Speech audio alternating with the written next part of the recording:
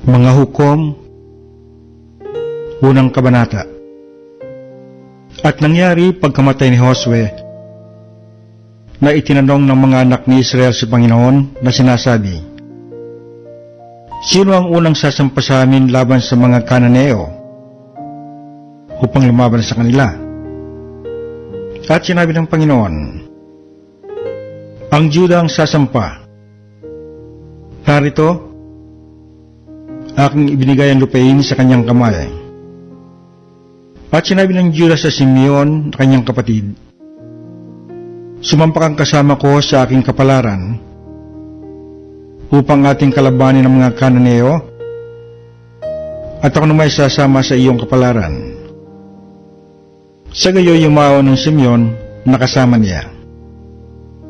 At sumampa ang Juda, at ibinigay ng Panginoon ang mga Kananeo at ang mga Fereseo sa kanilang kamay, at sinaktan nila sa kanila sa Bezek ay 10,000 lalaki. At kanilang nasumpungan si Adoni-Bezek sa Bezek, at siya'y nilabanan nila, at kanilang sinaktan ng mga Kananeo at ang mga Fereseo. Ngunit tumakas si Adoni-Bezek, at kanilang hinabol siya, at hinuli siya, at pinutol nila ang mga daliring hindalaki ng kanyang kamay at paa. At sinabi ni Adoni-Bezek, 70 hari na mga may putol ng kanilang mga hindalaki sa kamay at sa paa ay namulot ng kanilang pagkain sa ilalim ng aking dulang. Kung paano ang aking ginawa ay gayon ako pinaghihigantihan ng Diyos. At dinala nila siya sa Jerusalem, at siya'y namatay roon. At ang mga anak ni Juda ay lumaban sa Jerusalem, at sinakop at sinugatan ng talim ng tabak, at sinilaban ng apoy ang bayan. At pagkatapos, ang mga anak ni Juda ay lumusong na lumaban sa mga Kananeo na tumatahan sa mga lupaing maburol at sa timugan at sa mababang lupa. At ang Juda yumaon laban sa mga Kananeo na tumatahan sa Hebron. Ang pangalan ng Hebron ng una ay Kiriath-Arba. At kanila sinaktan ng Sesai, at ang Ahiman, at ang Talmai. At mula roon yumaon laban sa mga taga-Debir. Ang pangalan nga ng Debir ng una ay Kiriath-Sepher. At sinabi ni Caleb, ang sumakit sa Kiriath-Sepher at sumakop niyaon, ay doon ko pag-aasawahin si Aksa na aking anak. At si Othniel na anak ni Senes, kapatid na bata ni Caleb, ay siyang sumakop, at pinapag-asawa nito sa kanya si Aksa na kanyang anak. At nangyari na makapisan si Aksa, na kanyang kinilos siya na humingi sa kanyang ama ng isang bukid. At siya bumaba sa kanyang asno at sinabi ni Caleb sa kanya, anong ibig mo? At sinabi ni Aksa sa kanya, bigyan mo ako ng isang kaloob sapagkat inilagay mo ako sa lupain na timugan, bigyan mo naman ako ng mga bukal ng tubig. At ibinigay ni Caleb sa kanya ang mga bukal sa itaas at ang mga bukal sa ibaba. At ang mga anak ni Sineo na bayan ni Moises ay umawon sa bayan ng mga puno ng palma na kasama ng mga anak ni Juda sa ilang ng Juda na nasa timugan ng Arad. At sila'y naparoon at nagsitahan kasama ng bayan. At ang Juda ay umawon kasama ng Simeon na kanyang kapatid, at kanila sinaktan ng mga Kananeo na nagsisitahan sa Sephat at lubos na pinuksa. At ang pangalan ng bayan na tinawag na Horma. Sinakop rin naman ng Juda ang Gaza pati ng hangganan niyaon at ang Askalon, pati ng hangganan niyaon at ang Ekron pati ng hangganan niyaon. At ang Panginoon ay sumasa Juda, at kanyang pinalaya sa mga tagalupaing maburol sapagkat hindi niya mapalayas ang mga nananahan sa libis, dahil sa sila'y may mga karong bakal. At kanilang binigay ang Hebron kay Caleb gaya ng sinalita ni Moises at kanyang pinalayas doon ang 3 anak ni Anak. At hindi pinalayas ng mga anak ni Benjamin ang mga Jebuseo na tumatahan sa Jerusalem, kundi ang mga Jebuseo ay nagsitahan kasama ng mga anak ni Benjamin sa Jerusalem hanggang sa araw na ito. At ang isang bahayan ni Jose, sila'y umahon din laban sa Bethel, at ang Panginoon ay sumakan nila. At ang isang bahayan ni Jose ay nagsugo upang tiktikan ng Bethel. Ang pangalan nga ng bayan ng una ay Luz. At nakita ng mga bakay ang isang lalaki na lumalabas sa bayan kanina sinabi sa kanya, "Ituro mo sa amin, sinasamo namin sa iyo ang pasukan sa bayan at kahahabagan ka namin." At itinuro niya sa kanila ang pasukan sa bayan at kanilang sinugatan ng talim ng tabak ang bayan, ngunit pinayao ng lalaki at ang madlangsang bahayan niya.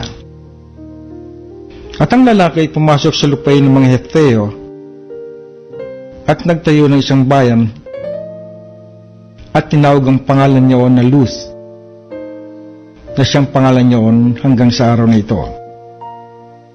At hindi pinalayas ng Manases ang mga taga Bethsean at ang mga bayan niyaon, ni ang mga taga-Taanak at ang mga bayan niyaon, ni ang mga taga-Dor at ang mga bayan niyaon, ni ang mga taga-Ibleam at ang mga bayan niyaon, ni ang mga taga-Megido at ang mga bayan niyaon, kundi ang mga Kananeo ay nagsitahan sa lupain niyaon.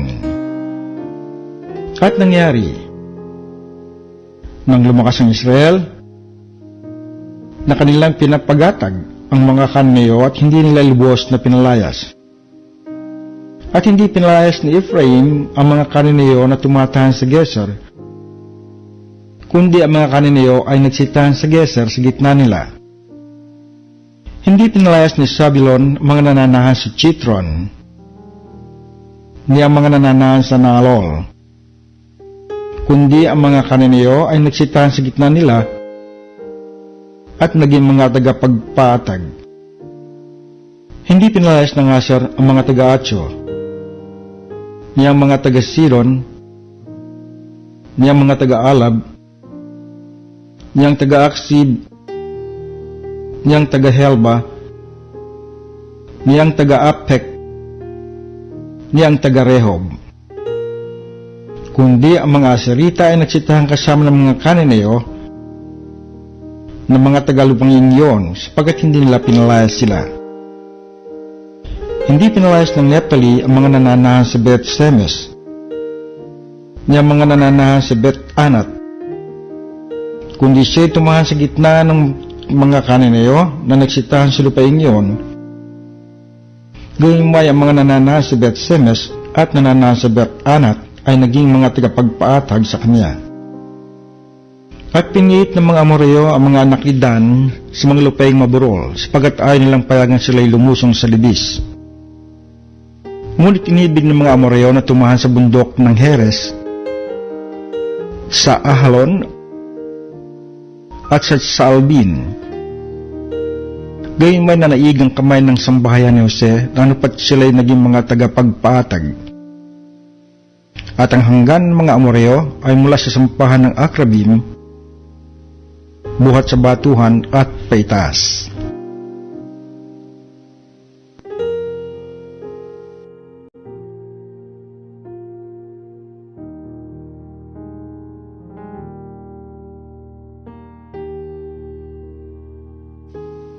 Mga hukom, 2 kabanata. At sumampa ang anghel ng Panginoon sa Bochim mula sa Gilgal, at kanyang sinabi, "Kayo'y pinaahon ko mula sa Ehipto, at dinala ko kayo sa lupain na aking isinumpa sa inyong mga magulang, at sinabi ko, kailan may hindi ko sisirain ang aking tipan sa inyo, at huwag kayong makikipagtipan sa mga tagalupaing ito. Inyong iwawasak ang kanilang mga dambana, ngunit hindi ninyo dininig ang aking tinig. Bakit ginawa ninyo ito? Kaya't aking sinabi rin, Hindi ko sila palalayasin sa harap ninyo, kundi sila magiging parang mga tinik sa inyong mga tagiliran, at ang kanilang mga Diyos ay magiging silo sa inyo. At nangyari, pagkasalita ng anghel ng Panginoon ng mga salitang ito sa lahat ng mga anak ni Israel, na inilakas ng bayan ang kanilang tinig at umiyak. At kanilang tinawag ang pangalan ng dakong iyon na Bokhim, at sila naghain doon sa Panginoon. Nang mapayaon nga ni Josue ang bayan, pumaro ng mga anak ni Israel bawat isa sa kanyang mana upang ariin ang lupa. At naglingkod ang bayan sa Panginoon sa lahat ng mga araw ni Josue at sa lahat ng mga araw ng mga matandang natirang nabuhay kay Josue na nakakita ng mga dakilang gawa ng Panginoon na kanyang ginawa sa Israel. At si Josue na anak ni Nun, dalingkod ng Panginoon, ay namatay na may 110 taon ng gulang. At kanilang nilibing siya sa hangganan ng kanyang mana sa Timnath Heres, sa lupayng maburol ng Ephraim, sa hilagaan ng bundok Gaas. At ang buong lahing iyon ay nalakip din sa kanilang mga magulang, at doon may ibang lahing bumangon pagkamatay nila na hindi nakilala ang Panginoon niya ang mga gawa na kanyang ginawa sa Israel. At ginawa ng mga anak ni Israel ang masama sa paningin ng Panginoon at nagdingkod sa mga Baal. At kanilang pinabayaan ng Panginoon, ang Diyos ng kanilang mga magulang na naglabas sa kanila sa lupay ng Ehipto, at sumunod sa ibang mga Diyos, sa mga Diyos ng mga bayan na nasa palibot nila, at sila yumukod sa mga yaon, at kanilang minungkahi ang Panginoon sa galit. At kanilang pinabayaan ng Panginoon at naglingkod kay Baal at kay Astaroth. At ang galit ng Panginoon ay nag-aalab laban sa Israel, at kanilang ibinigay sila sa kamay ng mga manloloob na lumoob sa kanila, at kanyang pinagbili sila sa mga kamay ng kanilang mga kaway sa palibot, na anupat sila'y hindi makatayong maluwat sa harap ng kanilang mga kaaway. Saan man sila yumaon, ang kamay ng Panginoon ay laban sa kanila sa ikasasamahan nila, gaya ng sinalita ng Panginoon at gaya ng isinumpa sa kanila ng Panginoon, sila'y nagipit na mainam. At nagbangon ng Panginoon ng mga hukom na nagligtas sa kanila sa kamay niya ang mga lumoloob sa kanila. At gayon may hindi nila dinilig ang kanilang mga hukom, sapagkat sila'y sumamba sa ibang mga Diyos at kanilang niyukuran mga yaon. Sila'y nagpakaligaw na madali sa daan na nilakaran ng kanilang mga magulang na sumunod ng mga utos ng Panginoon, ngunit hindi sila gumawa ng gayon. At nagpagbangon sila ng Panginoon ng mga hukom, ang Panginoon ay sumahukom at iniligtas sila sa kamay ng kanilang mga kaaway sa lahat ng mga araw ng hukom, sapagkat nagsisi ang Panginoon dahil sa kanilang daing, dahil doon sa mga pumigati sa kanila at nagpakalupit sa kanila. Ngunit nangyari pagkamatay ng hukom, na sila'y tumalikod at lalong sumama kaysa kanilang mga magulang sa pagsunod sa ibang mga Diyos upang maglingkod sa kanila at yumukod sa kanila. Sila'y hindi naglikat sa kanilang mga gawa ni sa kanilang tampalasang lakad. At ang galit ng Panginoon ay nag-alab laban sa Israel at kanyang sinabi, sapagkat sinalangsang ng bansang ito ang aking tipan na aking iniutos sa kanilang mga magulang, at hindi dininig ang aking tinig.